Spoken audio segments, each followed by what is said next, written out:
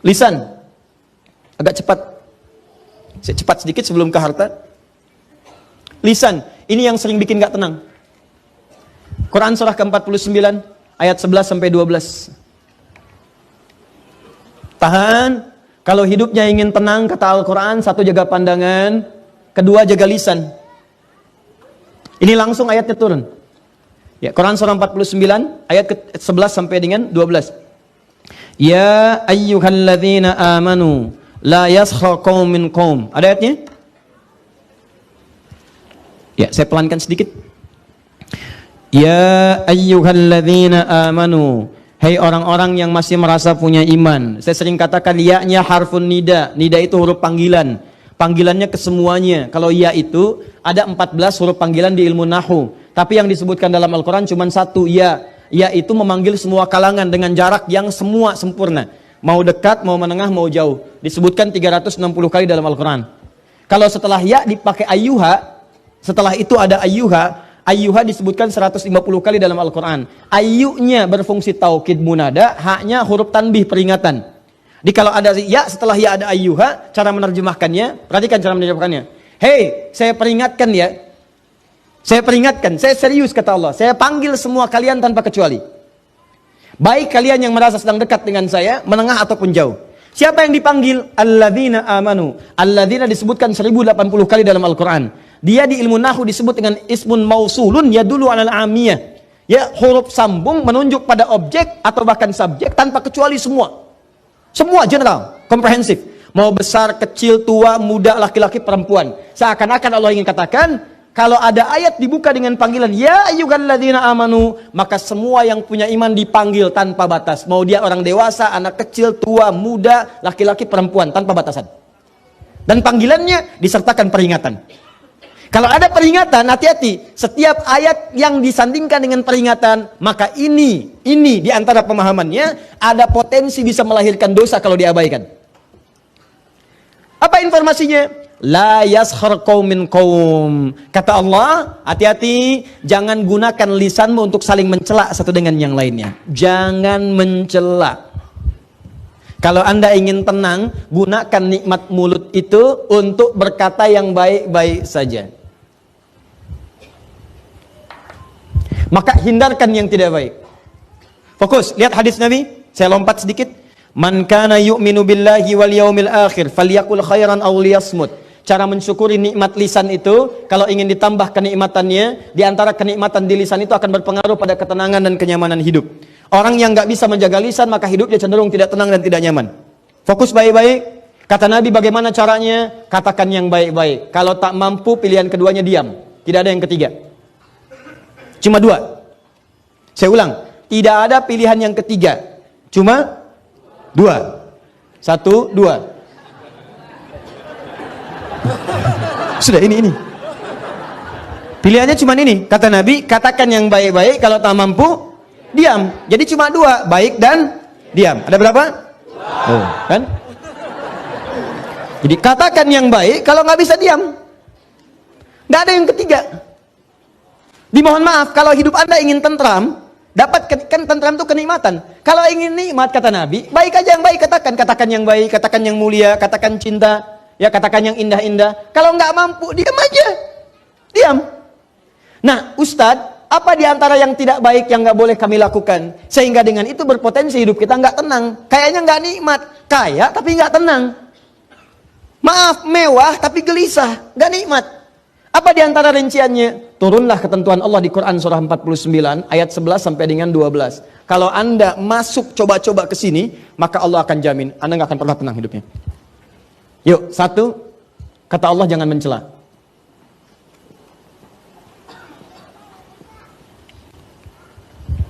Merendahkan. Bukan dalam konteks mengingatkan, atau bukan dalam konteks mencela satu perbuatan yang memang dinafikan oleh agama. Ya, nanti ada celaan yang dibenarkan. Seperti Allah mencela perbuatan Fir'aun. Ya, Allah mencela perbuatan Qarun. Allah mencela perbuatan Abu Lahab. Ya, tabat siada abi, itu kan celaan. Ya, tapi ada yang tidak diperkenankan sama sekali. untuk merendahkan pada sesuatu yang tidak dibenarkan. Ya, nggak ada hujan, nggak ada angin, mencela. Ya, mohon maaf sekali, mohon maaf ya. Celaan yang tidak memiliki argumentasi yang dibenarkan oleh syariat. Ya, karena iri hati, mencela. Karena tidak ingin tersaingi, mencela. Maaf sekali. Ya, karena persoalan-persoalan kedudukan dunia, harta benda dan sebagainya, muncul mencela. Yang paling berbahaya sekarang ini yang coba saya amati baik-baik. Saya nggak habis pikir ini. Ya, ada orang yang kemudian belajar agama mencela. Itu yang agak saya susah pahami. Kalau orang bertikai mencela, barangkali bisa kita damaikan. Tapi ini orang masuk ikut taklim, belajar agama, pulang dari taklim mencela. Saya suka berpikir, ini di taklimnya belajar apa? Kata Quran jangan mencela. Anda belajar Quran, pulang dari ngaji Anda mencela. Apa yang Anda pelajari itu apa? Bahkan yang paling menarik ada larangan di Quran, jangan mencela. Mencela itu menghadirkan ketidaknyamanan. Makanya ketika Anda mencoba mencela orang lain, Anda menyoal orang lain, Anda menghina orang lain, sebetulnya kehidupan Anda sedang tidak tentram. Silakan kalau nggak percaya. Dan sekarang celaan itu bukan cuma di lisan, sudah masuk tangan. Tuh, dah tulis di media sosial. Dan sudah menjadi bagian dari kenikmatan bagi sementara orang. Kamu tidak seperti apa yang aku duga. Terus nulis itu santai banget sambil masak di dapur. Yang paling nggak tenang ditungguin komennya itu. Belum. Udah 3 jam belum. Yang paling nggak enak sampai mau tidur, itu baru mau tidur pun ngecek lagi. Udah berapa komen hari ini? Yang paling bahaya, bangun dari tidur pun lupa baca doa, yang dilihat handphone. Ya, bahkan ada satu surat menyebutkan langsung, orang-orang seperti ini siang dan malam tidak akan tenang. Siang dan malam tidak akan tenang. Ya, pasangannya apa? Gibah. Dan celakanya sekarang diperhalus. Ya, ada gosip, ada ngerumpi, ada macam-macam dan sebagainya. Silahkan cek.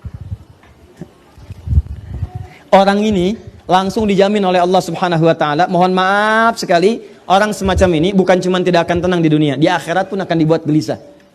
Karena disediakan khusus makanan khusus di akhirat, langsung disebutkan di ayatnya. Ayuhibbu ahadukum ayyakula lahma akhihi maitan fakarihtumu. Orang yang terbiasa gibah saat di dunia dan dia tidak bertobat, maka di akhiratnya langsung dihidangkan makanan yang terbuat dari bangkai orang yang digibahkan itu. Nih saya kasih gambaran ya, maaf ya. Kalau ada orang gibah bisa membicarakan seseorang dengan niat untuk merendahkannya. Begitu dibicarakan itu baru disebutkan namanya dengan niat tadi itu sudah memindahkan pahala. Di hadis Muslim pindah pahala. Ya. Misal Anda bicarakan, jangan Anda lah, orang lain ya. Bisa bicarakan yang lain, begitu dibicarakan disebut namanya. Itu Adi Hidayat tuh. Ya. Baru Adi Hidayat tuh. Ustadz bid'ahnya belum disebut. Ya. Tuh Adi Hidayat tuh, ya. Begitu disebutkan Adi Hidayat, itu langsung pindah pahala dia kepada saya. Seketika. Ya, seketika. Saya tidak Ustadz, bagus. Tidak seperti yang itu tuh, dia tuh selalu begitu. Nah, itu pindah. Seketika pindah. Nah, kalau dia tidak bertobat, diteruskan Adi Hidayat tuh begini, sebutkan semuanya. Itu secara otomatis langsung akan dibentuk dari mulai wajahnya, ke tangannya, sampai dengan ke kakinya. Kalau tidak bertobat, maka hukuman pertama saat masuk neraka ini makan bangkai saudara yang kamu telah bincangkan itu di dunia. Ayo, habiskan, dipaksa tuh, terus. Tarik dulu bunuh-bunuhnya, celupkan ke neraka. Begitu dicelupkan, lapar ya, tuh makan bangkai. Ya, ayo makan. Haus, nih minum nanah. Masukkan, ayo angkat, masukkan, angkat. Lapar, buang. Demikian seterusnya. Jadi awas, hati-hati. Di dunia dia dibuat tidak tentram karena orang yang gibah itu nggak akan pernah tenang. Nggak akan pernah tenang. Dan di akhirat dia akan dibuat oleh Allah semakin merasa tidak gelisah dan tidak akan pernah tentram untuk selamanya. Di antara manusia yang paling luar biasa mengamalkan ini, menjaga lisannya, dan sampai kemudian mohon maaf teman-teman, mohon maaf sekali, sampai beliau ini Masya Allah sampai tidak menemukan sebuah hal yang kotor dalam jiwanya. Ya, itu diantaranya cucu Nabi, namanya Al-Hasan. Ya, diantaranya Al-Hasan, cucu Nabi SAW. Ini yang wajahnya paling mirip dengan Nabi Muhammad SAW. Masya Allah, Al-Hasan. Ya, punya anak diberi nama dengan nama kakeknya. Ya, dulu kebiasaan Nabi SAW sewaktu beliau hidup sebagai seorang kakek itu masih punya waktu untuk mengantar cucunya jalan-jalan.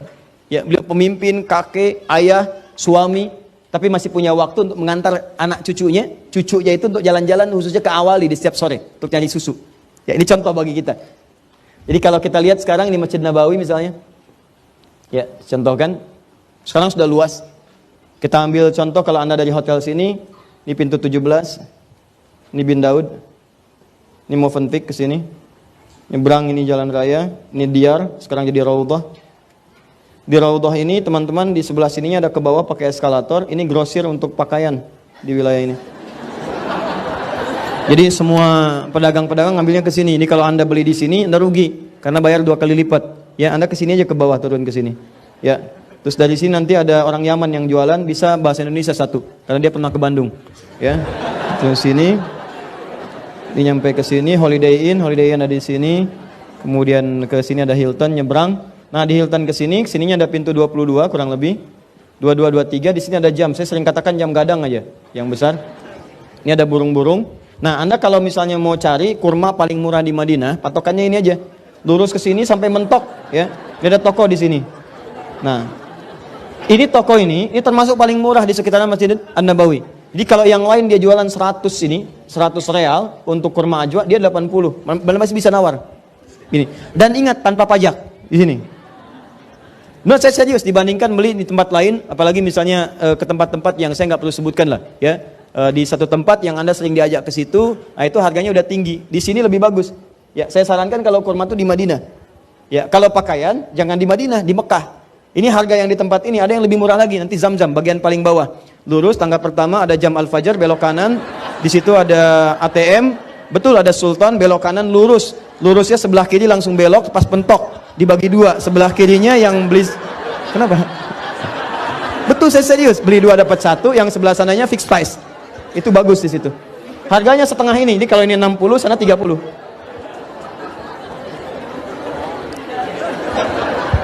Ya, saya hafal. Apakah Ustadz beli? Enggak. Nah, di sini ada pintu Umar bin Khattab. Anda masuk. Saya mau cerita begini. Di sini, ini masjid pertama nih segini aja luasnya nih. Ini pintu Babu Salam, ini Baqi, ini Raudhah di sini. Babu Salam di sini, ini Baqi di sini. Ini ada mihrabnya di sini tambahan Utsman bin Affan. Ini ada mihrab lagi di sini, ada mihrab Abu Hanifah. Di sini sahabat Umar bin Khattab pernah ditikam sampai dengan kemudian sekarat dan wafat. Di sebelah sini posisinya. Ya. Kemudian di sini ada Raudhah. Ya, di sini kamar Nabi, di sini mimbar selasanya. Di sini ada mihrab tahajud di sebelah sini, ini rumahnya Ali bin Abi Thalib. Di sini Sufa. Sufa itu orang-orang yang datang untuk belajar kepada Nabi. Ya, di situ dia dapat beasiswa. Beasiswanya dalam bentuk pendidikan dari Nabi, dikasih makan, kasih apa, termasuk sahabat Abu Hurairah, Salman Al-Farisi tempatnya di sini. Ya. Nah, ini teman-teman sekalian, arahnya ini arah yang ke sebelah sana. Ini yang ke awal ini. Saya berdoa mudah-mudahan yang belum umrah atau haji disegerakan insyaallah ya. Ya. Dan tidak cukup dengan amin, nabung. Nah, ini ke awali. Jadi kalau Anda ke Masjid Nabi nanti, yang area ini yang karpet merah. Karpet merah yang atasnya ada lampu-lampunya. Keluar dari sini, ini nanti ada area terbuka. Di sini ada tulisan nih, masjid pertama yang dibangun ini. Yang menggunakan ayat Al-Quran di surah At-Taubah. Di sininya ada tulisan sahabat-sahabat Nabi, nama-namanya. Ya, sampai dengan ke cucu Nabi. Nabi biasa bawa cucunya ke sini nih, jalan-jalan ke awali untuk beli susu. Al-Hasan dengan Al-Husain. Sini arahnya. Sekarang jadi mall ke sebelah sananya. Ini Baqi ke sebelah sini, Baqi Korkan. Nah, ini yang saya maksudkan, kebiasaan itu diterapkan lagi oleh cucunya setelah dewasa. Di masa fitnah kubra yang paling dahsyat luar biasa, itu anak ini, Al-Hasan setelah tumbuh dewasa, ngajak anaknya dengan nama kakeknya Muhammad jalan-jalan. Perhatikan bagaimana cucu Nabi ini luar biasanya menerapkan kaidah-kaidah tadi. Kata kakeknya bicara yang baik, kalau nggak mampu diam. Di masa fitnah kubra banyak fitnah bertebaran, begitu sedang jalan-jalan berdua, tiba-tiba datang seseorang mencela habis Al-Hasan dengan cucunya, dengan anaknya. Habis celaan. Apakah Al-Hasan membalas? Beliau cuma begini aja, diam. Begitu selesai, orang itu pergi, fantalaqa faqala ibnuhu, maka anaknya berkata kepada ayahandanya. Lihat kalimatnya, ya abati lima lam tarud. Satu, ya abati. Dalam bahasa Arab itu panggilan ayah, termasuk ibu, itu ada 3 jenis Pak Bu. Satu abi, untuk ayah. Kedua buya. Ketiga abati. Untuk ibu, ummi, moya, dan amati. Ummi, umayya atau moya, dan amati. Abi dan ummi itu panggilan hormat. Jadi kalau kita ingin menghormati orang tua kita panggil abi atau ummi. Buya atau Muya atau Umayya itu panggilan sayang. Jadi kalau Anda ingin menunjukkan sayang misalnya pada ayah, atau sekarang diperluas panggilan sayang pada seseorang walaupun bukan ayah kita. Karena aspek yang lain, karena ilmunya, karena akhlaknya. Buya Hamka bukan ayah saya, tapi saya panggil beliau Buya. Ya, karena akhlaknya, ilmunya, dan keutamaannya yang kita bisa dapatkan. Tapi kalau Anda ingin gabungkan dua hal ini, Abi dan Buya digabungkan, maka berubah kalimatnya jadi Abati namanya. Kalau ibu, Amati. Abati. Dalam Quran tidak pernah Anda temukan kalimat panggilan anak kepada orang tua kecuali menggunakan kata Abati. Ya, maaf, Ismail kepada ayahnya Ibrahim alaihi wassalam. Ya abati fa'al ma tumar. Ya abati, ya abati, ya abati. Buku Quran surah 37 itu, ayat 102 sampai dengan 107-nya. Ya abati fa'al ma tu'mar. Ya abati, duhai ayahanda, karena hormat nanda dan sayang nanda kepada ayah. Ini isyarat dalam Quran, Anda ajarkan anak Anda dengan kemuliaan, maka dia akan membalas dengan yang lebih baik lagi.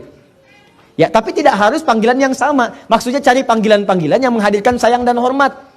Jangan sampai ada panggilan anak ke orang tua tuh kayak teman. Atau nggak terlihat unsur penghormatannya kayak di barat sekarang.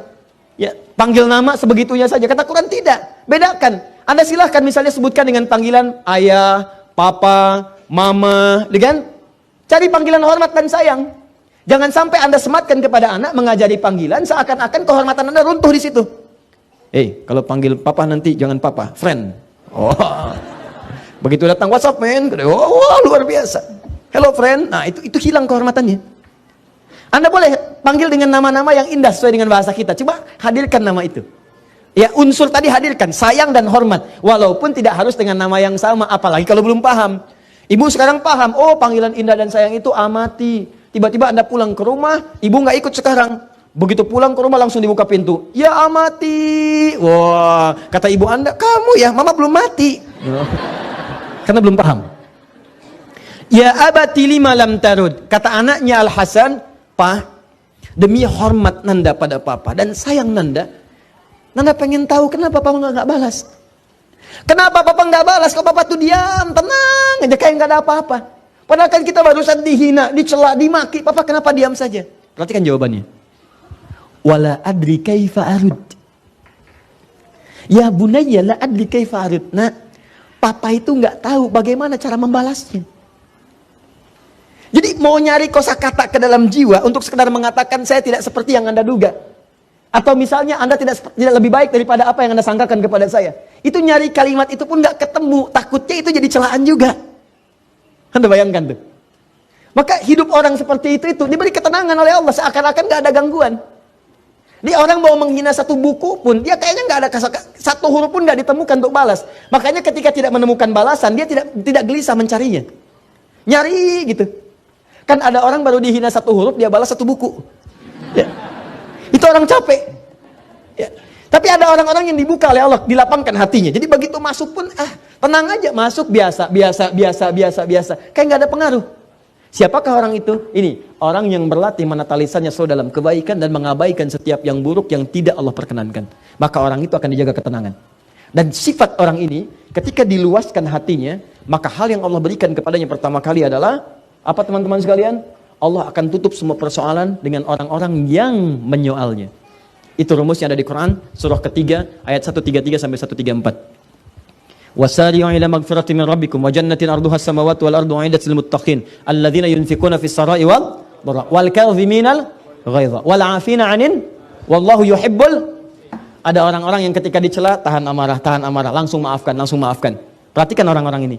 Jadi ketika Anda misalnya disoal oleh orang lain, Anda dicela, Anda dihina, kemudian Anda maafkan orang itu, Anda lepaskan itu, maka apa yang terjadi? Kata Allah, urusan Anda dengan orang itu akan diputus. Maksud diputus itu, Anda nggak usah mikirin dia lagi. Dia Anda nggak akan kepikiran. Jadi kalau ada orang mencela Anda yang tidak merugikan Anda secara materi, ya mencela fisik, mencela ini, mencela itu dengan tujuan menjatuhkan Anda misal, atau menghinakan Anda nggak balas, Anda maafkan aja. Saya maafkan sudah. Maka urusan Anda dengan orang itu akan langsung oleh Allah disekat, ditutup. Di Anda tuh nggak akan kepikiran dia lagi, nggak gelisah dengan dia lagi, tenang aja, nyaman. Tapi apakah kemudian dosa dia selesai? Tidak. Sepanjang dia belum minta maaf kepada Anda, maka dia akan terus dibuat gelisah untuk menyoal Anda. Dan tanpa sadar dia sedang mengumpulkan dosa sampai dengan kiamat. Memaafkan itu tidak ada ruginya. Justru mengumpulkan pahala. Dan memutus sengketa Anda dengan orang itu. Ini begitu Anda maafkan, Anda nggak akan gelisah, nggak akan kepikiran dia lagi. Ditutup oleh Allah, sudah lapang hatinya. Begitu lapang, dia nggak dipikirin, tapi dia masih akan mikirin Anda terus. Dan dibuat gelisah untuk Anda. Bikin lagi status, nyoal Anda lagi, ini lagi, itu lagi. Dia dibikin gelisah, tiap malam mikirin. Sampai siang datang dia mikirin. Dan dia nggak sadar ketika dia menyoal Anda terus, dia sedang mentransfer pahala kepada Anda, dan dosa Anda diambil oleh dia. Jelas?